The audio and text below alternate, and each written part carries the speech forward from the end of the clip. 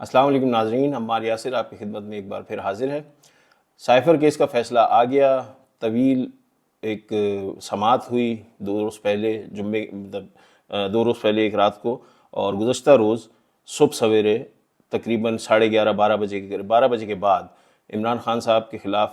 فیصلہ دیا عدالت نے۔ عمران خان صاحب سابق وزیر اعظم 10 سال قید بامشقت، اور سابق وزیر خارجہ شاہ محمود قریشی صاحب کو بھی 10 سال قید بامشقت دے دی گئی۔ ایکسپیکٹڈ تھا کہ یہ سزا ہوگی جس طریقے سے ٹرائل چل رہا تھا، اور یہ سارا معاملہ کیا رہا، یہ ٹرائل کے بارے میں تو سبھی باتیں کر رہے ہیں، بہت معلومات مل گئیں کہ ٹرائل کس طرح ہوا اور کس طرح ہونا چاہیے تھا، اور اس کے اندر کیا کیا چیزیں نہیں ہوئیں اور کیا کیا چیزیں ہوئیں، اور یہ عدالت میں اعلیٰ عدالتوں میں یہ فیصلہ جو ہے یقینی طور پہ یہ چیلنج ہوگا، اور پھر اس کے بعد طے کیا جائے گا کہ یہ معاملہ کیا رہا، کیا یہ کوئی سیاسی سزا ہے، سیاسی فیصلہ ہے، یا واقعتاً اس کیس میں کوئی جان بھی تھی، کوئی سبسٹنس بھی تھا۔ آج ہم بات اسی حوالے سے کریں گے کہ اصل میں معاملہ تھا کیا، اور کیا واقعتاً یہ کوئی سیاسی فیصلہ ہے، یا اس میں کچھ نہ کچھ کہیں نہ کہیں عمران خان صاحب اور ان کے وکلاء بھی کہیں غلطی پر ہیں۔ یہ معاملہ سارا شروع ہوا اس وقت جب 2020 میں صدارتی الیکشن ہوئے امریکہ میں، اور جو بائیڈن امریکہ کے صدر منتخب ہو گئے۔ پاکستان میں عمران خان وزیر اعظم تھے۔ عمران خان صاحب انتظار کرتے رہے کہ جو بائیڈن صاحب کی کال آئے یہاں پاکستان میں ان کو، لیکن ان کو کال نہیں آئی، اور اس کا بڑا مذاق بھی بنا سوشل میڈیا پہ، لیکن عمران خان صاحب کو کال امریکی صدر نے نہیں کی، جس پہ اس وقت کے وزیر خارجہ شاہ محمود قریشی نے اسد محمد خان، جو کہ امریکہ میں پاکستان کے سفیر تھے، ان کو باقاعدہ یہ کہا، باقاعدہ خط لکھا اور یہ کہا کہ کوشش کی جائے کہ امریکی صدر کی پاکستانی وزیر اعظم کے ساتھ بات کروائی جائے۔ اس حوالے سے کوئی ڈیولپمنٹ کے لیے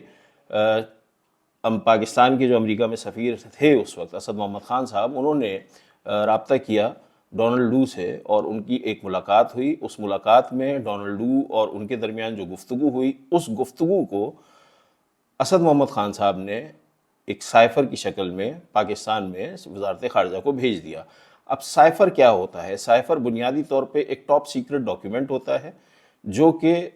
کسی بھی ملک میں آپ کا سفیر، یعنی پاکستان کا سفیر ہو یا دنیا کے جتنے بھی ممالک ہیں، وہ جتنے بھی سفراء موجود ہوتے ہیں دوسرے ممالک میں، وہ اپنے اپنے ملک کو اس طرح کی ملاقاتوں یا جو بھی ڈیولپمنٹس اس ملک میں ہو رہی ہوتی ہیں اس کے حوالے سے سائفر بھیجتے ہیں۔ سائفر کوڈڈ لینگویج میں لکھا گیا ایک خط سمجھ لیں آپ اس کو، ایک خط ہوتا ہے جو ایک کوڈڈ لینگویج میں لکھا جاتا ہے، جس کے کوڈز پاکستان، یعنی یہاں دفتر خارجہ میں آ کر ایک مخصوص ڈپارٹمنٹ ہے، اس ڈپارٹمنٹ میں وہ سائفر جاتا ہے، جہاں پہ اس کو ڈی کوڈ کیا جاتا ہے۔ اس کو ڈی کوڈ کرنے کے بعد یہ طے کیا جاتا ہے کہ کس کس شخصیت کو یہ کس لیول کا سیکرٹ ڈاکیومنٹ ہے، اور یہ کس کس شخصیت کو بھیجنا ہے۔ اور جب یہ ڈاکیومنٹ بھیجا جاتا ہے تو جس شخص کو وہ بھیجا جاتا ہے، جن میں خاص طور پہ وزیر اعظم ہوتے ہیں، وزیر خارجہ ہوتے ہیں، چیف آف آرمی اسٹاف بھی ہوتے ہیں، DGI بھی ہوتے ہیں، ان تمام لوگوں کو ایک ایک کاپی جاتی ہے، اور ان تمام لوگوں پہ یہ لازم ہوتا ہے کہ یہ اپنی اپنی کاپیز ودن اے منتھ واپس دفتر خارجہ میں بھیج دیں۔ اور دفتر خارجہ میں جہاں یہ سائفر رکھا جاتا ہے، وہ باقاعدہ جیسے ایک بینک میں والٹ ہوتا ہے، اسی طرح کا ایک والٹ ہوتا ہے جس کے اندر یہ سائفر رکھا جاتا ہے۔ ایک سائفر نہیں ہوتا، بہت سارے ہوتے ہیں، ظاہر سی بات ہے دنیا کے تمام ممالک سے سفیر بھیج رہے ہوتے ہیں، اور یہ بھی نہیں ہے کہ ہر سائفر انہی 5 لوگوں کو جاتا ہے۔ کئی سائفر ایسے ہوتے ہیں جو، یہ صرف ٹاپ سیکرٹ سائفر کی میں بات کر رہا ہوں، جو ان 4-5 لوگوں کو بھیجا جاتا ہے۔ تو اس کی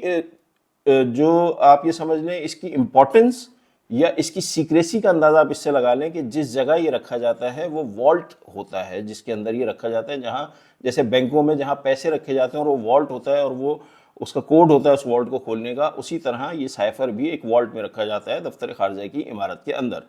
اور بحفاظت رکھا جاتا ہے۔ اب معاملہ یہ ہوا کہ جو بھی بات وہاں ہوئی اسد محمد خان صاحب کی اور ڈونلڈ لو کی، وہ یہاں بھیج دی گئی، یہاں وہ ڈی کوڈ ہوئی، ڈی کوڈ ہونے کے بعد تمام لوگوں کو بھیجی گئی، اور جب وزیر اعظم کے پاس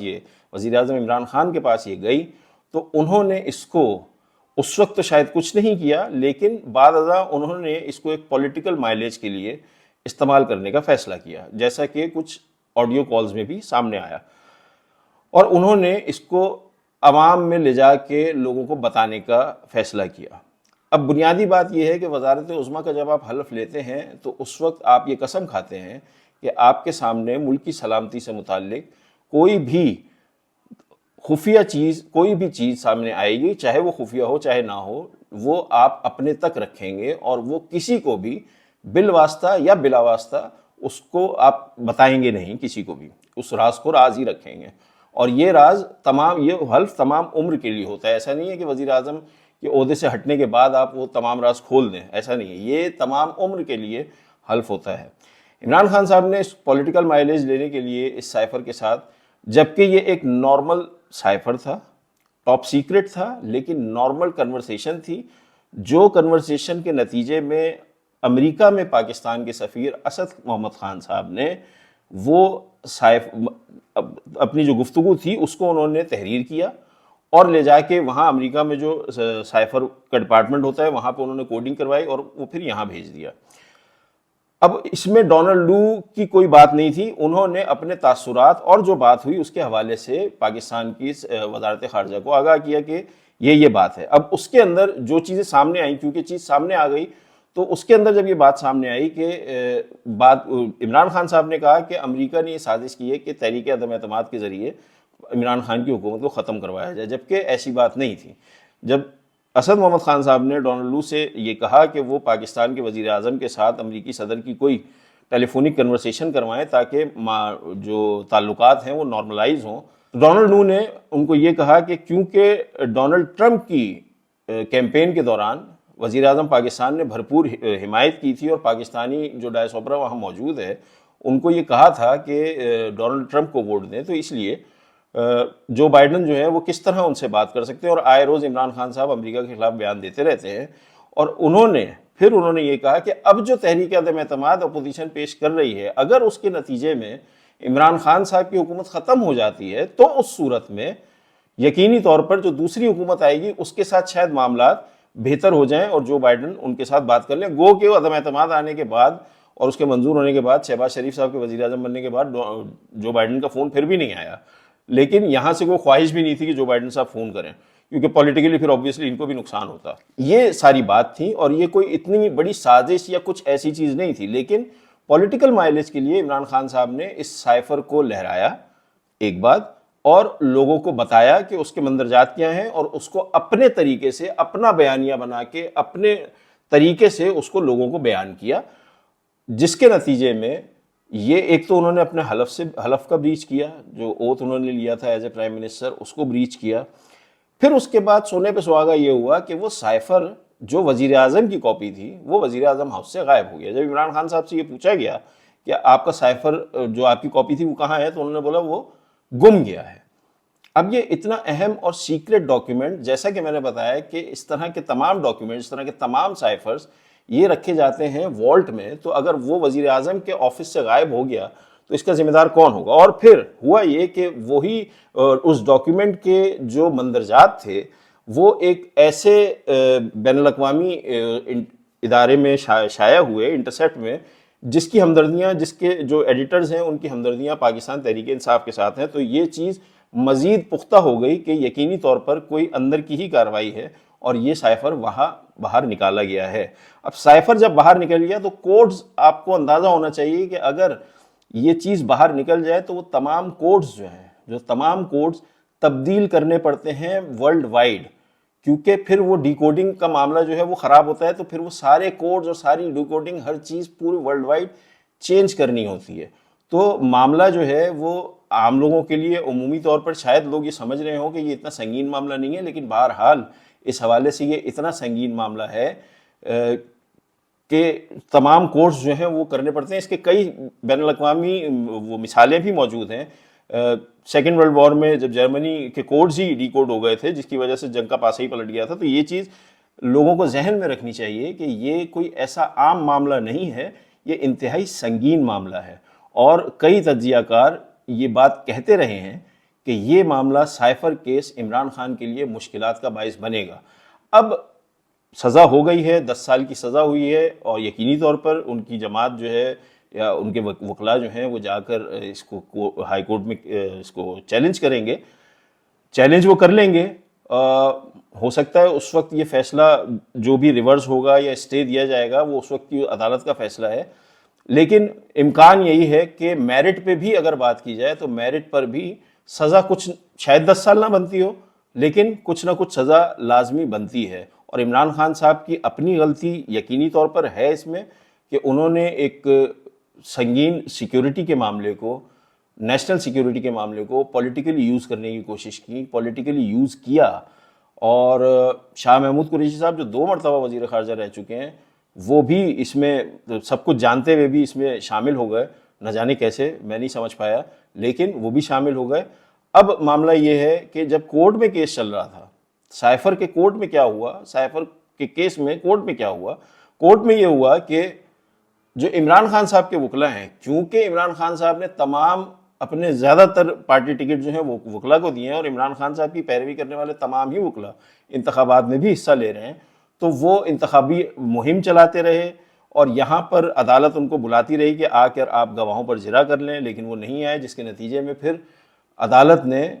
سرکار کے خرچے پر سرکاری وکیل مقرر کیا جس نے جرا کی، جس پہ عمران خان صاحب اور شاہ محمود قریشی صاحب مطمئن نہیں تھے obviously۔ لیکن اب معاملہ یہ ہے کہ زبانی فیصلہ دیا جا چکا ہے، تحریری فیصلہ ابھی تک سامنے نہیں آیا ہے۔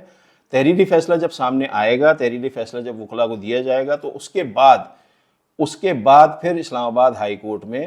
اس کو چیلنج کیا جائے گا۔ جب تک تحریری فیصلہ نہیں آتا اس وقت تک،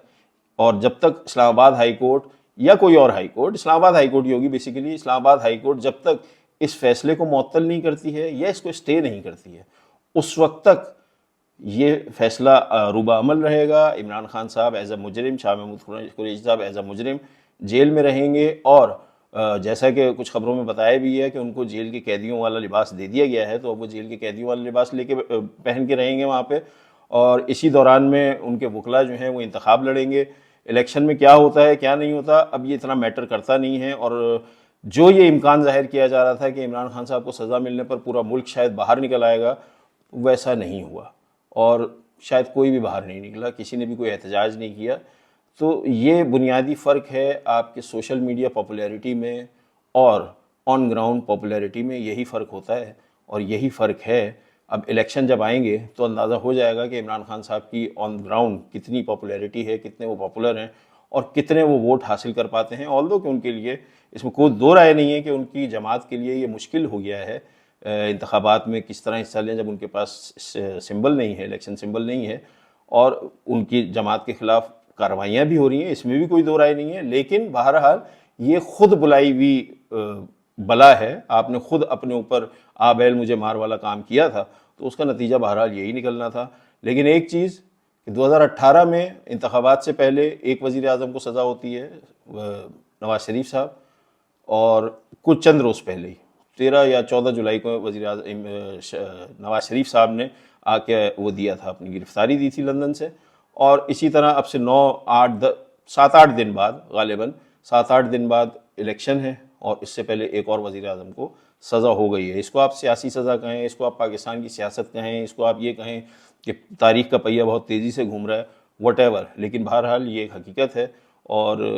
اس میں کچھ غلطیاں یقینی طور پر عمران خان صاحب کی اور ان کے وکلا کی بھی ہیں۔ آج کے پروگرام سے مجھے اجازت دیجیے، اللہ حافظ۔